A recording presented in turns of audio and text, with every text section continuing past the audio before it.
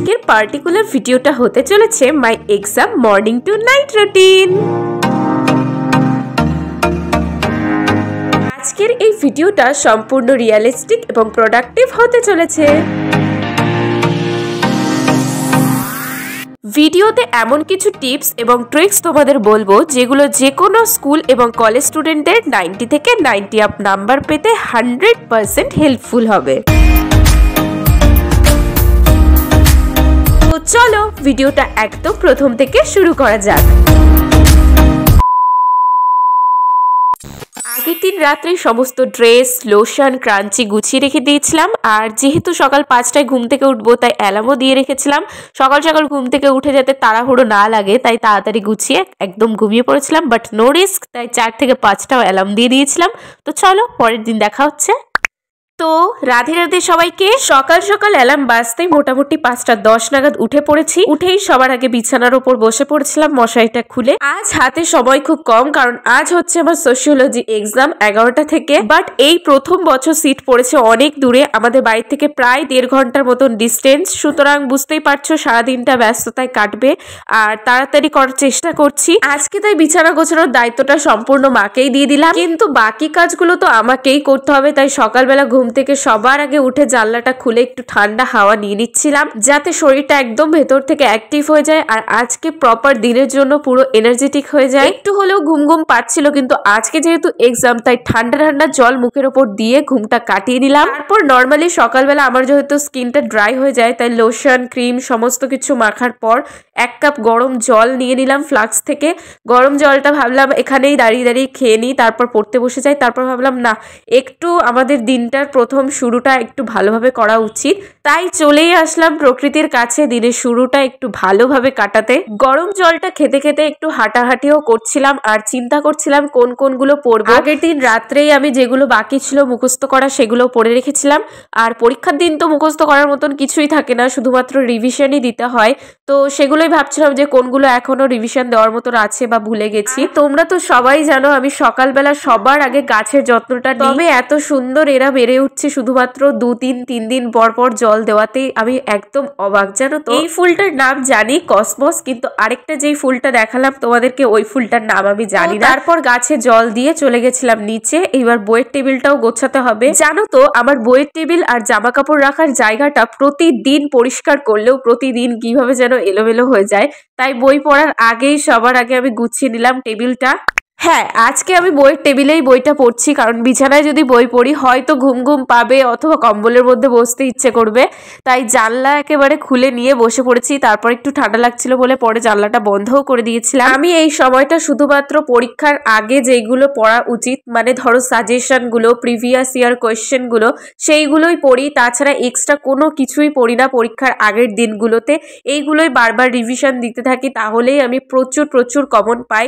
আর তোমরা যদি বলো যে হ্যাঁ কোথা থেকে আমি এই প্রিভিয়াস ইয়ার কোয়েশ্চেন গুলো পাই, এখন গুগলের যুগ, ইউটিউবের যুগ। তোমাদের মধ্যে একজন কমেন্টও করেছিল যে কোন চ্যানেলটা ভালো আমাদের স্টাডির জন্য। তুমি জাস্ট সেই চ্যাপ্টারের নামটা সার্চ করো বা যেই টপিকটা বুঝতে পারছো না সেই টপিকটা বিষয়ে সার্চ করো, দেখবে তোমাদের ডিটেলসে বাংলা, হিন্দি, ইংলিশ সব ভাষাতে বুঝিয়ে দেবে। আমি 100% গ্যারান্টি দিতে পারি যে পরীক্ষার হলে যখনই তোমরা হাতে প্রশ্নটা পাবে তোমরা জাস্ট দেখে অবাক হয়ে যাবে যে কোনটা ছেড়ে কোনটা লিখবে। আমার সাথে তো হয়, জবের থেকে আমি ইউটিউবের থেকে পড়াশোনা স্টার্ট করেছি তবের থেকে আমার কমন প্রচুর প্রচুর পরিমাণে আসে। এখন বাজে অ্যারাউন্ড 7:30 আর সকালবেলা এখন আমি খাচ্ছি ছাতু গোলা। আমি সকালবেলা চা বা অন্য কিছু খাই না, আমি ছাতু নয়তো বাদাম এগুলোই খাই।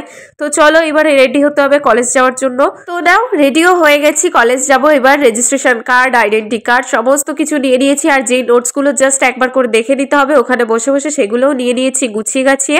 স্টেশনে এসেই সবার আগে টিকিট কেটে নিয়েছি। হ্যাঁ, টিকিট তো মাস্ট কাটতেই হবে, নাহলে টিটি ধরে একদম ফাইন দিয়ে দেবে। মা এদিকে বারবার বোঝাচ্ছিল পরীক্ষাটা ভালো করে দিস। আর ট্রেনের ভিড়টা জাস্ট দেখো, নামার মতন অবস্থা নেই। জাস্ট জংশন স্টেশন ছিল বলে অনেকক্ষণ ধরে দাঁড়িয়ে ছিল বলে শান্তিভাবে নামতে পেরেছি, নাহলে এত ভিড়ের মধ্যে।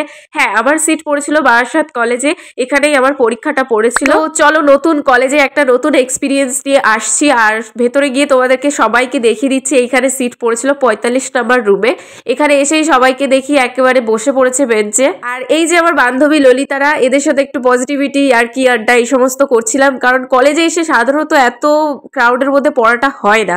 আমার তো পড়া হয়ই না, আর যদিও বা চেষ্টা করি এই ক্রাউডের মধ্যে পড়তে, আমি যাও বা পড়েছি সবই ভুলে যাই। দেখো আমি আরো উল্টে লিপ বাম মাখছি আর তোমাদেরকে দেখাচ্ছিলাম যে আমার একদম লাস্ট বেঞ্চে সিট পড়েছিল। লাস্ট বেঞ্চে পরীক্ষা সিট পড়লে আমার আর আমার বান্ধবীদের জানি না কেন একদমই ভালো লাগে না, দুঃখ দুঃখ লাগে।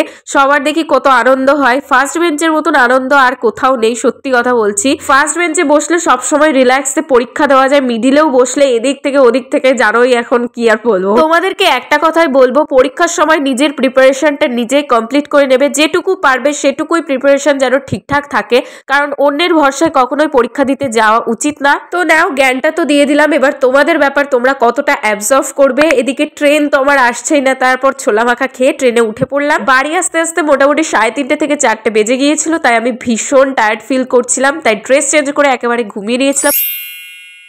এই ভিডিওটা হচ্ছে পরের দিন বিকালবেলা আমি বসে গিয়েছিলাম চা নিয়ে 1 কাপ। আমার শরীরটা ছিল খুবই খারাপ, ঠান্ডা লেগেছিল, তাই ভাবলাম গলাটা ঠিক করার জন্য গরম গরম চা খেয়ে নিই। এলাচ, লবঙ্গ, তেজপাতা দিয়ে বানানো চা খাওয়ার পর অনেকটাই কাশি কমে গিয়েছিল, কিন্তু এইবার ধরেছিল মাথা যন্ত্রণায়, তাই ভাবলাম চলো তাহলে মাথাটা একটু ম্যাসাজ করে নিয়ে একেবারে চুল বেঁধে পড়তে বসে যাই। হচ্ছে আমার বাংলা পরীক্ষা, আর বাংলার প্রিপারেশন সত্যি কথা বলতে খুব একটা ভালো আমার নেই, কারণ আমাদের মার্কেটে যে বাংলা বই নর্মালি পাওয়া যাচ্ছিল তার সাথে সিলেবাসের কোনো মিলই ছিল না, তাই ওই মোটামুটি গুগল থেকে এদিক ওদিক থেকে যা পড়েছিলাম।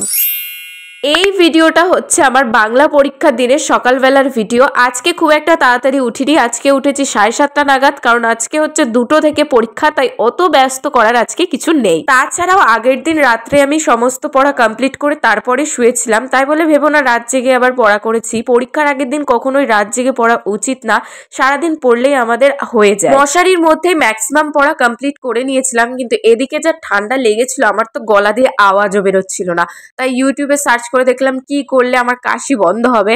তো তখন দেখলাম এই যে তেজপাতাটা ঠিক বিড়ির মতন করে মুড়িয়ে মুড়িয়ে তারপর আগুনে দিতে হবে, আগুনে দেওয়ার পর সেটা নাকি টানলে আমাদের কাশিটা ভেতর থেকে একদম ঠিকঠাক হয়ে যাবে। তো প্রথম দিকে আমার বারবার করে লিভে যাচ্ছিল, হচ্ছিল না, পারছিলাম না, কাশি হচ্ছিল বেশি বেশি করে, তারপর দেখলাম ধীরে ধীরে ঠিক হয়ে গেছে। আর হ্যাঁ, সত্যি এই টোটকাটা ভীষণ ভীষণ উপকারী, তোমরাও ট্রাই করে দেখো যদি ভীষণ কাশি হয়, পড়তে পারছো না বা কথা বলতে পারছো না। এখন বাজে 8:30, 10টা পর্যন্ত পড়াটা কমপ্লিট করব আমি, তারপর রেডি শেডি হব। পড়ার পর একটুখানি ভাইপোর সাথে দুষ্টুমি করে নিচ্ছিলাম, খেলা করছিলাম। আজকে বেশ আনন্দেই ছিলাম যে আজকে আমার পরীক্ষার লাস্ট দিন। আজকে সকালবেলা ঘুম থেকে ওঠার পর গাছগুলো দেখা হয়নি, তাই আমি পড়া কমপ্লিট করে চলে গেছিলাম ছাদে। গিয়েই তো অসাধারণ একটা দৃশ্য দেখে নিলাম, আমার গোলাপ গাছে প্রচুর গোলাপ এই বছর ফুটেছে।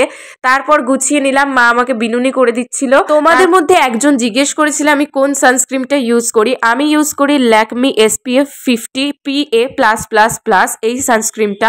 তোমরা যারা টিনেজার তারা অবশ্যই কিন্তু স্কুল কলেজে যাওয়ার আগে সানস্ক্রিনটা ইউজ করো, আমিও ইউজ করি। কথা বলতে বলতে কলেজে চলে এসেছি, আর পরীক্ষাও অলরেডি আমার দেওয়া হয়ে গেছে। মুখে আনন্দ দেখে বুঝতেই পারছো যে পরীক্ষার এক্সাইটমেন্টের থেকে আমার আজকে লাস্ট পরীক্ষা ছিল সেইটারই একটা আনন্দ ছিল।